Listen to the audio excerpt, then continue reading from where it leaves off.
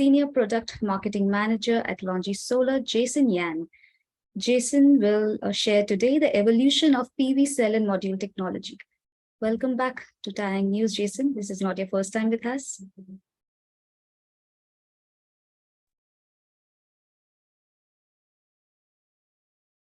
Hello, everyone. Thanks for a nice introduction. So this is Jason Yan from Longi. I'm very pleased to give a speech here. So as you mentioned, today my topic is the evolution of PV cell and module technology. I will share my screen now.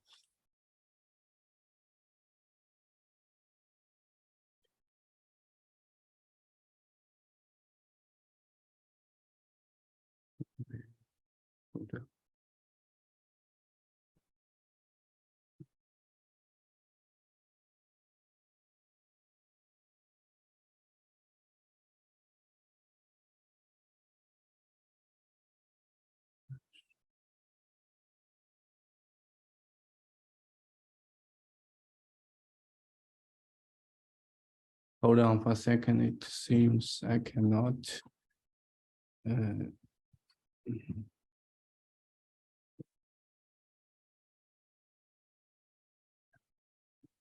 about now? Yeah. Yeah, good. Okay, so here we go. Basically, my presentation will include 3 parts. So first part, I will introduce the evolution of PV cell technology. And second part, I will introduce the evolution of PV module technology. And lastly, I will introduce our new product, which is HIMO 6.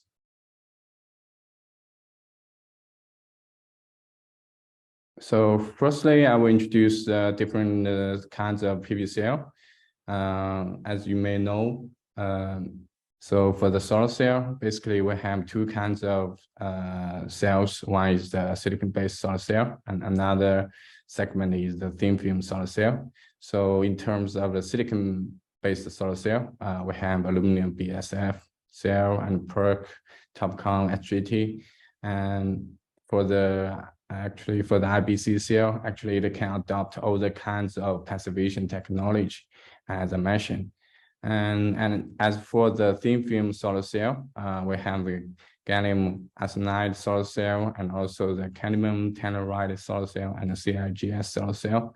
So we can see for now, the mainstream passivation technology is still the P-type PERC, and potential next generation passive technology will include the P-TOPCon and P-polar BG, P-polar FG, and M-polar BG and TOPCon HGT.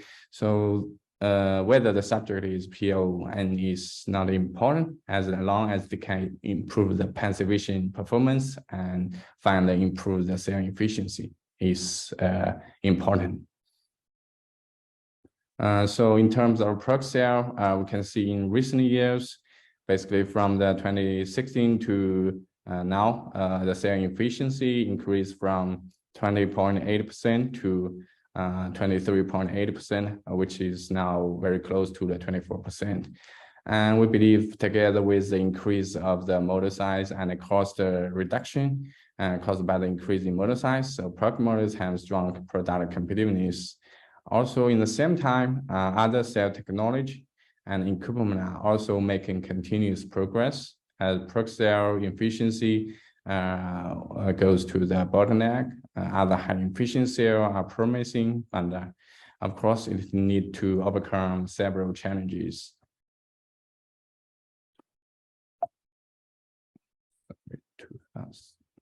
And also for the PERC cell, we can see it has been mass produced since 2015 and is still the most cost-effective technology now. So we can see in this figure from this year to the next few years, the PERC cell capacity will be over 500 gigawatts, which is very big. So the P-type PERC cell will be still being dominating the market in the next 2 to 3 years because of a bigger advantage of the capacity, and of course because it's mostly cost effective. And another cell is the TOPCon cell. as many experts has introduced, I will go quickly.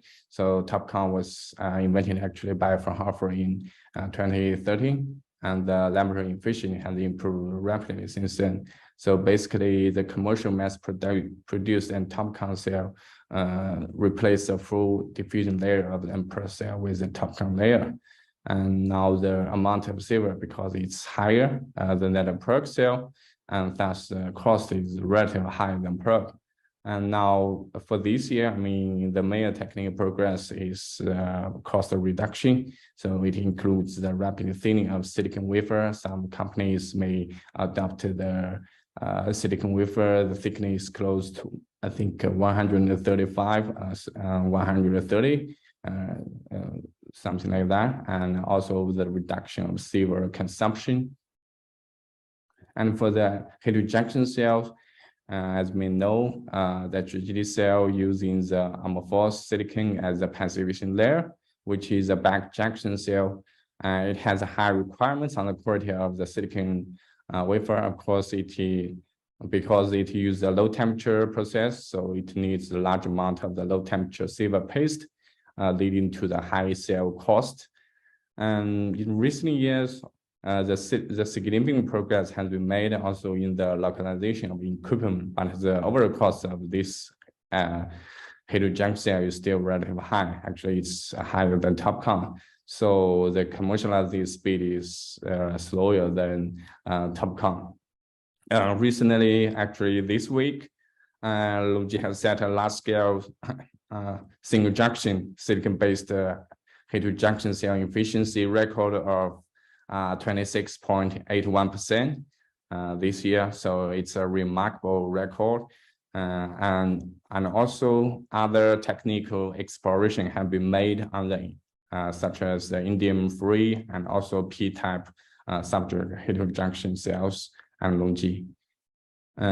So lastly is the IBC cell. So both TOPCon and HJT are different passivation technology, but for IBC, actually it's a structured technology which can adopt both kinds of this TOPCon and HJT technology to maximize the front efficiency of the cell.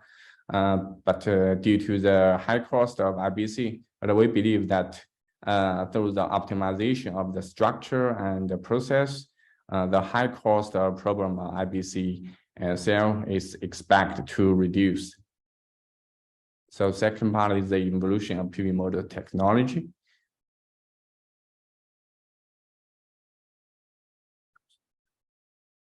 So in terms of the model roadmap, so we can see in the early industrial time, we adopted the coating glass and then to MBB.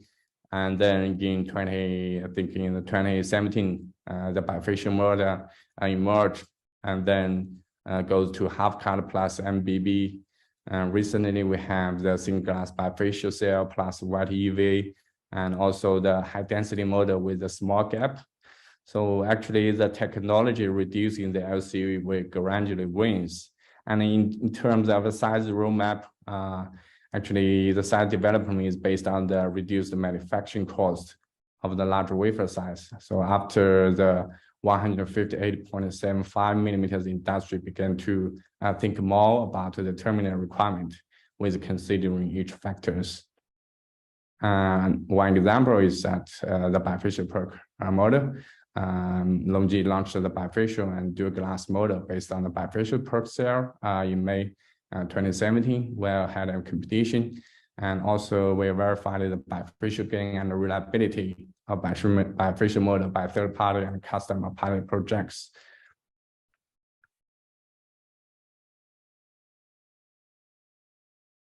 So another example is half-cut technology. Basically, the half-cut technology can halve the operating current of the cells and reducing the internal heat loss of the model. So in this case, it will reduce the hot temperature, leaving room to moderate increase in the cell size in the future. And also the half-cut technology can improve the power generation performance when there are shadows on even and high irradiance conditions. Recently, another technology is co-extruder PLE. So the in early times, the application of the PoE is to meet the anti-PID performance requirements of the PERC bifacial mode. However, for the pure PoE, there are some, because there are long lamination time and low model manufacturing year. So the cold extrusion PoE emerged. It has the anti-PID performance, and also it remains the convenience of a laminating process and the high manufacturing yield. And also the cold extrusion PoE has been applied on a large scale since middle 2020. The product has undergone strict reliability test. And in terms of high density motor technology, basically in the industry, we have three kinds of technology. One is the in the left-hand side, we have round ribbon with the normal gap, so which is normally is about 2 millimeters or 1.8 millimeters. So it has a more black gap, but has a low efficiency. And then industry began to think to increase the efficiency. So then it has to the round-shaped ribbon with a small gap. So it increased the efficiency about 0.3 and with a small gap. So normally it's about 0.5, 0.6 millimeters. However, it will have some small cracks, and also it's difficult for process control. And Longi then invented the integrated segment ribbon with a small gap. So it still has a higher efficiency, which is about 0.3% higher. And because the ribbon is no deformation before the soldering, so the manufacturing yield and reliability is better. So basically, considering the power, efficiency, and manufacturing yield and reliability, the smart soldering is optimal, cost-effective technology. I will introduce the review of a motor size evolution. So basically, in landscape package in recent 2 years, we can see the width of the M10 model of 11.34 millimeters is the best choice for the industry after actual verification. The portrait type has obvious defects in terms of use and stability and the transfer models outside. And in terms of the scenario compatibility, since the M10 model has a unique suitable string length, which can match the 60 meters long fixed racker.